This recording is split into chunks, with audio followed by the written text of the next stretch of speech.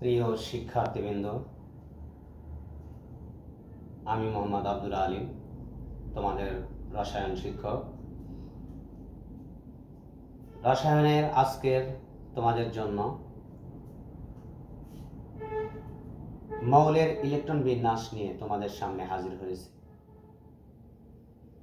আমরা কিভাবে মৌলের ইলেকট্রন বিন্যাস লিখব বা মৌলসমূহে কিভাবে ইলেকট্রন সমূহ সুসজ্জিত আছে, ইলেকট্রন সমূহ সুসজ্জিতকরণে সেই নিয়মগুলো আজকে আমরা দেখব। ইলেকট্রন বিন্যাস, মৌলের ইলেকট্রন বিন্যাস অধ্যায় 3-এর একটি গুরুত্বপূর্ণ পাঠ, মৌলের সমূহের ইলেকট্রন বিন্যাস। তো চল দেখো, আমরা পূর্বের ক্লাসে জেনেছি অরবিট এবং অরবিটালের কথা। অরবিটাল প্রধান কোয়ান্টাম সংখ্যা n এর মানের উপর l এর মান নির্ভর করে, আর l এর মানের উপর অরবিটাল বা উপশক্তি স্তরে অরবিটাল সমূহ নির্ভর করে। যেমন আমরা একটু খেয়াল করি, l এর মান 0, 1, 2, 3 হলে যথাক্রমে s, p, d, f orbital হয়। l এর মান 0 হলে s অরবিটাল, l এর মান 1 হলে p অরবিটাল, l এর মান 2 হলে 3 অরবিটাল, l এর মান 3 হলে f অরবিটাল, অর্থাৎ l এর মান 0 p, l এর মান 0 হলে s অরবিটাল, l এর মান 1 হলে p অরবিটাল, l এর মান 2 হলে d অরবিটাল, l এর মান 3 হলে f অরবিটাল সম্ভব বা হয়। অর্থাৎ l এর মান, সহকারী কোয়ান্টাম সংখ্যা, l এর মান 0 হলে s মানে s অরবিটাল, 1 হলে p অরবিটাল, 2 হলে d অরবিটাল, 3 হলে f অরবিটাল। ওকে, সবার মুখস্থ হয়েছে, মনে থাকবে। s অরবিটাল মানে l এর মান 0, তাহলে s এর মান 0 হলে মানে 0 হলে l এর মান 0 হলে s অরবিটাল মানে s এর মান কত? 0। p, l এর মান 1 হলে p, তাহলে p এর মান কত? 1। d এর মান কত? 2। f এর মান কত? 3। ওকে, এবার দেখো n এর মান 1 মানে কি, সেই অরবিটের কথা ভাবো। n এর মান 1 মানে প্রধান শক্তি স্তর, n = 1 মানে এখানে প্রধান শক্তি স্তরটা হচ্ছে তার প্রথম শক্তি স্তর, রাইট? হ্যাঁ, n এর মান 1 হলে প্রথম শক্তি স্তর, তাহলে প্রথম শক্তি স্তরে নিউক্লিয়াসের ঠিক নিকটবর্তী শক্তি স্তর, প্রথম শক্তি স্তর l এর মান, তাহলে n = 1 হলে l এর মান হবে 0, আর 0 হলেই হয় s অরবিটাল। তার মানে প্রথম শক্তি স্তরে একটি অরবিটাল সম্ভব, দ্যাট ইজ 1s। যেহেতু n এর মান 1, প্রথম শক্তি স্তরে n এর মান 1, কারণ n এর মান 1 হলেই প্রথম শক্তি স্তর হয়। আর n এর মান 1 হলে l এর মান কত? 0 থেকে n-1 পর্যন্ত, তাহলে 1 - 1 মানে 0, অর্থাৎ 0। তাহলে l এর মান যদি 0 হয় তাহলে কি অরবিটাল হবে? s orbital. তাহলে সেই অরবিটালের নাম কি হবে? যেহেতু প্রথম শক্তি স্তরের অরবিটাল, তাহলে 1s, দ্যাট ইজ 1s। ওকে, এবার n এর মান 2 হলে p অরবিটাল হয়, তাহলে n এর মান 2 হলে l 0, 1 হয়, সরি p অরবিটালটা পরে আসবে। n এর মান যদি 2 হয়, 2, তাহলে l এর মান হবে 0, 1। সেই নিয়ম অনুযায়ী n এর মান যত, l এর মান হবে 0 থেকে 1 কম, n-1 পর্যন্ত। অর্থাৎ l এর মানটা যদি, n এর মানটা যদি 2 হয়, তাহলে l এর মানটা হবে l 0, 1। তাহলে l 0 এর জন্য আমরা পাই s অরবিটাল, আর 1 এর জন্য পাই p অরবিটাল। তার মানে n এর মান 2 মানে দ্বিতীয় প্রধান শক্তি স্তরে, যার মানে আমরা দ্বিতীয় শক্তি স্তর বলতে পারি। দ্বিতীয় প্রধান শক্তি স্তরে দুইটি অরবিটাল সম্ভব, একটি 0 মানে s আর একটি 1 মানে p, অর্থাৎ 2s 2p, 2s 2p orbital সম্ভব। বুঝতে পারছো? তাহলে n এর মান 2 হলে দ্বিতীয় শক্তি স্তর হয়, আমরা জানি। তাহলে দ্বিতীয় শক্তি স্তরে n এর মান যেহেতু 2, তাহলে l এর মান হবে 0, 1। yes, 0 এর জন্য s অরবিটাল, 1 এর জন্য p অরবিটাল। দ্যাট মিন্স দ্বিতীয় প্রধান শক্তি স্তরে দুইটি অরবিটাল সম্ভব, এবং সেটা হচ্ছে 2s 2p, এর বাইরে দ্বিতীয় শক্তি স্তরে কোনো অরবিটাল নেই। ওকে, এবার আসো n এর মান যদি 3 হয়, 3 n এর মান 3 হলে l এর মানটা কত হবে? 0 1 2। ইয়েস, n এর মান 3 হলে n এর মান হবে 0 থেকে n-1 পর্যন্ত, অর্থাৎ n এর মান 3 হলে l এর মান হবে 0 1 2।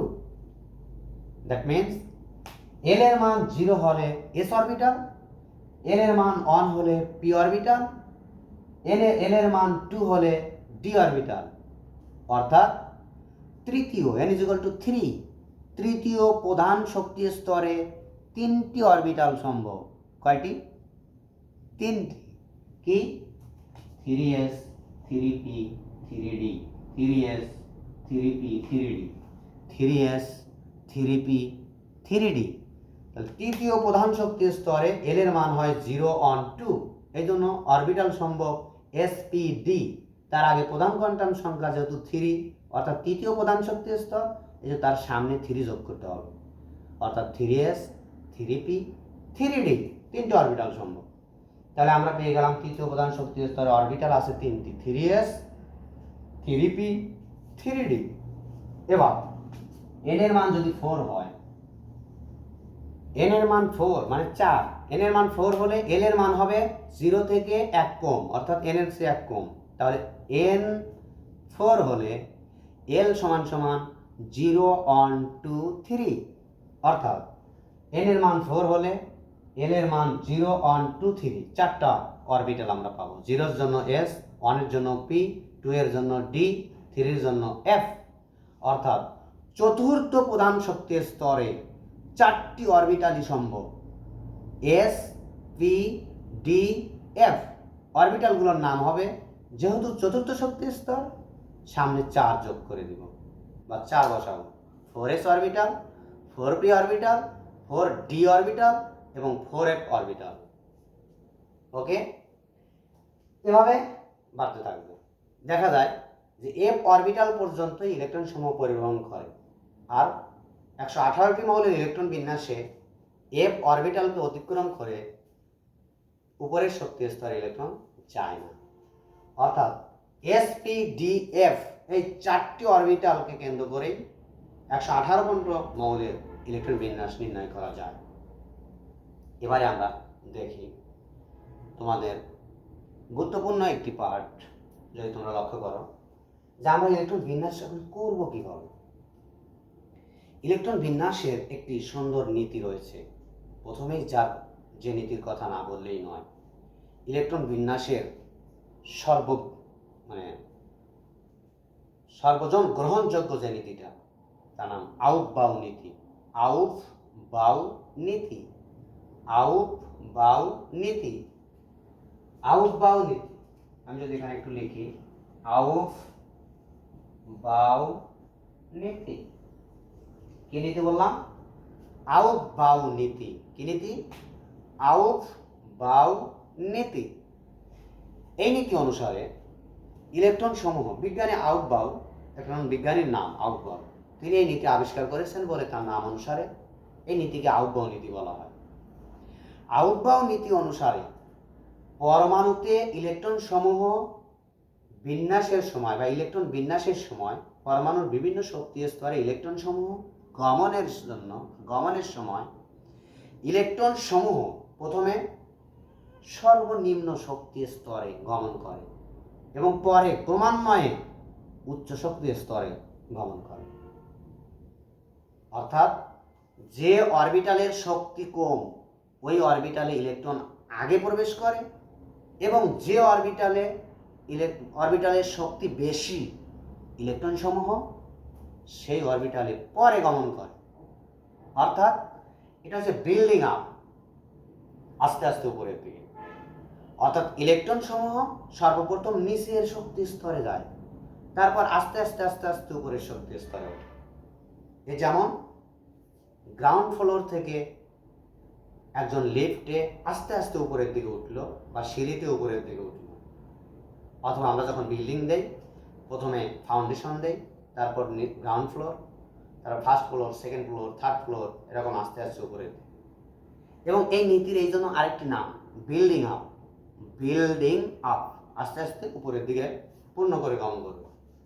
অর্থাৎ আউটবাউ নীতি অনুসারে ইলেকট্রন সমূহ সর্বপ্রথমে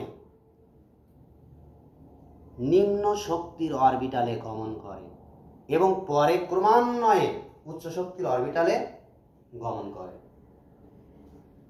দেখো এই নীতি অনুযায়ী আমরা শক্তিটা দেখাবো। পরমাণুতে ইলেকট্রন বিন্যাসের সময় ইলেকট্রন সমূহ সর্বপ্রথম নিম্ন শক্তির অরবিটালে গমন করে এবং পরে ক্রমান্বয়ে উচ্চ শক্তির অরবিটালে গমন করে।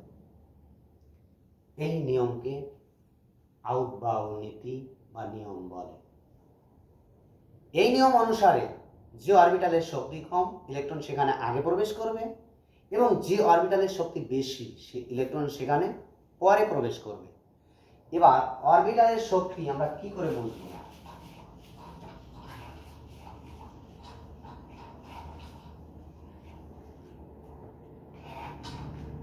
অরবিটাল সমূহের শক্তি n+l এর মানের উপর নির্ভর করে।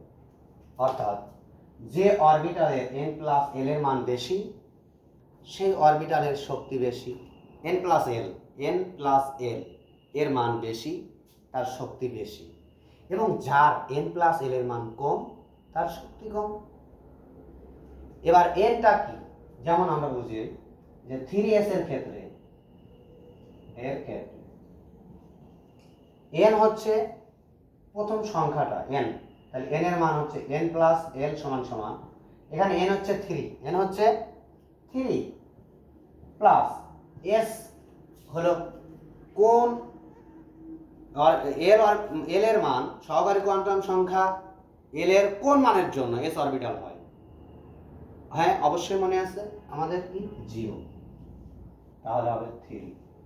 অর্থাৎ 3s এ n মানে 3 আর l এর মান 0 মানে s, তাহলে l এর মান বসালাম 0 যেহেতু s আছে।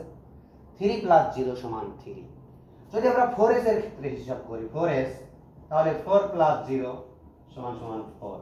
যদি আমরা 3d এর p এর ক্ষেত্রে হিসাব করি p, তাহলে 3 + p এর মান 1 = 4। যদি আমরা 3d এর ক্ষেত্রে হিসাব করি 3 + 2 = 5। অর্থাৎ 1s 2s 2p, যে 3s 3p 3d এই যে অরবিটালগুলো আমরা বলে থাকি, এই অরবিটালগুলোর মধ্যে 3s মানে n এর মান 3, l এর মান 0। 4s মানে l এর মান 4, s এর মান 0।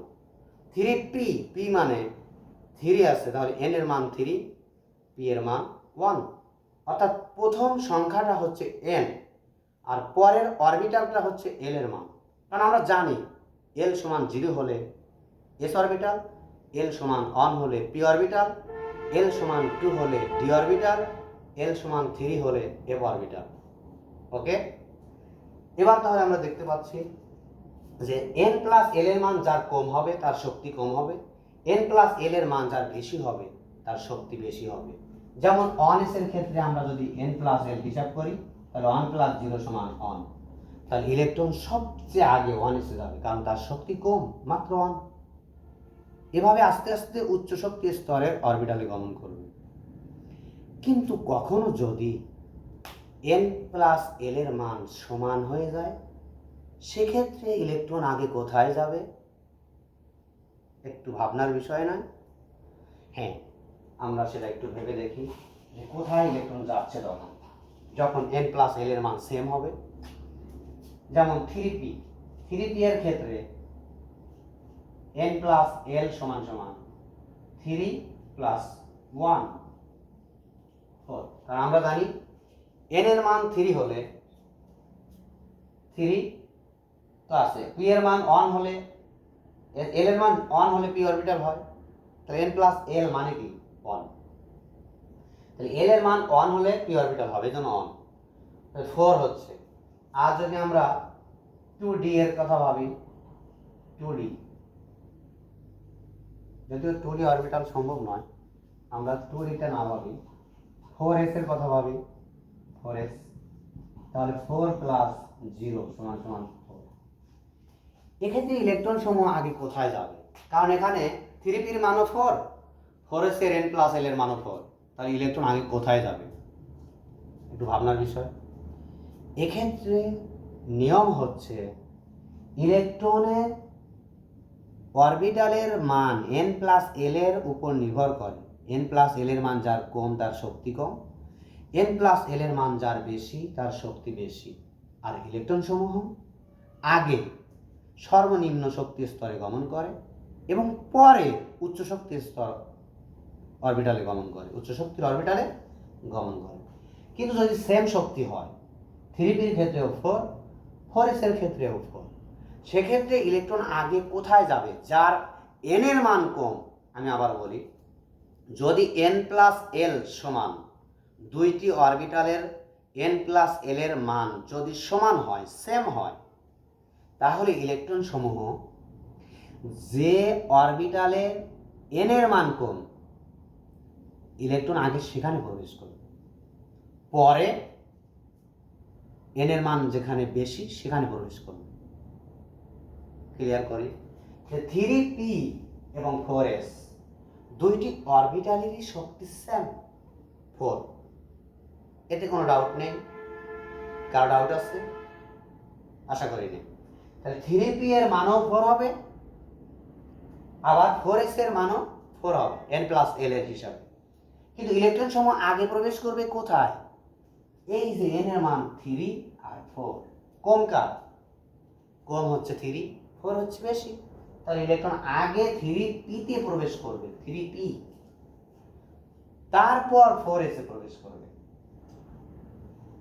তাহলে আমরা ইলেকট্রন বিন্যাসের নীতিটা বুঝলাম যে ইলেকট্রন সমূহ সর্বপ্রথম যে অরবিটালের শক্তি কম সেই অরবিটালে প্রবেশ করবে, আর যে অরবিটালের শক্তি বেশি ইলেকট্রন পরে সেই অরবিটালে প্রবেশ করবে। অর্থাৎ এই যে আউটবাউন্ড নীতি, এই নীতি অনুযায়ী যার n প্লাস l এর মান কম তার শক্তি কম, যার n প্লাস l এর মান বেশি তার শক্তি বেশি। ওকে, তাহলে যদি কখনো n প্লাস l এর মান সেম হয়ে যায়, সেক্ষেত্রে ওই দুইটি অরবিটালের মধ্যে যার n এর মান কম, প্রথমে অরবিটাল sp df এর আগে যে সংখ্যাটা থাকে সেই সংখ্যাটাই তো n এর মান, সেই সংখ্যা যার কম ইলেকট্রন আগে সেখানে প্রবেশ করবে, এবং যার n এর মান বেশি ইলেকট্রন আগে সেখানে পরে সেখানে প্রবেশ করবে। আন্ডারস্ট্যান্ড? আশা করি বুঝতে পেরেছ। এবার আমরা যাব যে এই নীতি অনুযায়ী, এই শক্তির হিসাব অনুযায়ী ইলেকট্রন সমূহ সর্বপ্রথমে যে কোনো মৌলের প্রথম শক্তি স্তরের 1s অরবিটালে গমন করবে, কারণ এর শক্তি সবচেয়ে কম, এর চেয়ে কম শক্তির আর অরবিটাল দুনিয়াতে নাই। তারপরে যাবে 2s, তারপর ইলেকট্রন যাবে 2p, তারপর 3s, তারপর ইলেকট্রন যাবে 3p, তারপর 4s। একটু আগে দেখালাম যে 3p আগে যায়, পরে 4s যায়।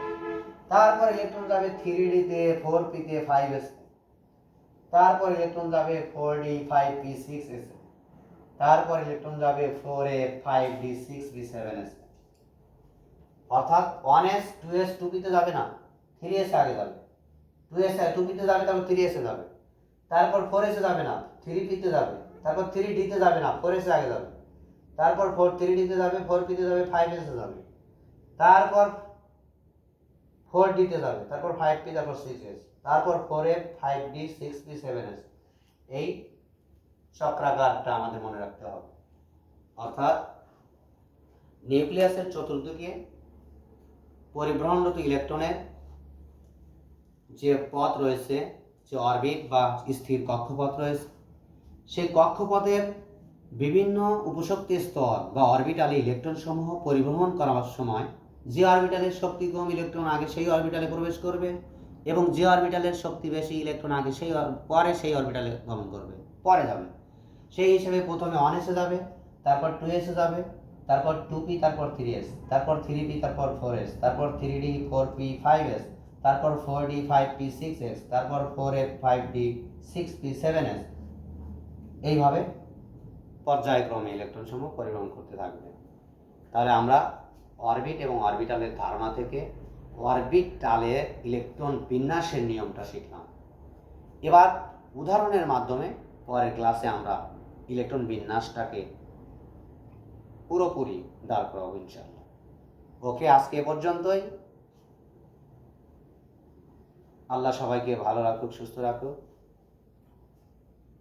আল্লাহ হাফেজ।